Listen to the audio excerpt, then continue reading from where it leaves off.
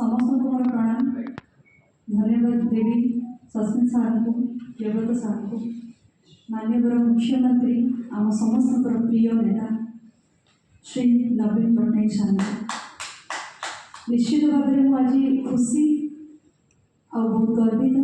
कहीं नारी को जो सम्मान दि जाए आपण मैंने कौन आम हूँ तार उदाहरण आ गोटे झील थी विजु जनता दल कैंपेन करी स्टार कैंपेनर बहुत प्राउडली बुलूली ओडिशा आज मत आउ थे सुजोग दे दल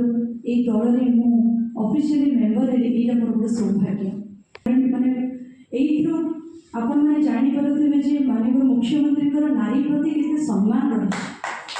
नारी सशक्तिकरण में गोटे सामिल हो पारि गोटे एज ए प्राउड ओडिया झील ओडिया बो आ निज को प्रेजेंट करके सब समाज आगे टीवी पर्दार एंटरटेन करके समाज सेवा निजक मग्न करके गोटे झील हिसाब से जो गर्व अनुभव करते आज से सम्मान पाई मो समस्त को धन्यवाद देवी आपण मान धन्यवाद देवी विजु जनता दल को धन्यवाद देवी निश्चित भाव में समस्ते मो जो भरोसा रखी परिवार में गोटे सामिल हो पारे सदस्य हो पारे यहाँ मोर परम सौभाग्य करी मत अनुप्राणित कर आम जानूँ बीके पाटिल सार को धन्यवाद देवी जे सारा ओडिशा रे आमर मंदिर मालिनी सहर मंदिर मालिनी ओडिशा ओडिशा रे जेतिकी मंदिर अच्छे आम से कौन अनुकोण सब जगह देखुचु कितने डेभलपमेंट आज से डेभलपमेंट एरिया को मुझे गोटे विजु जनता दल मेम्बर हिसाब से जाए ठिया हो पारे ये गोटे गर्वर कथा निहाती भाव में 2036 मसीह जो विकसित ओडिशा से केवल संभव हो पार माननीय मुख्यमंत्री कहीं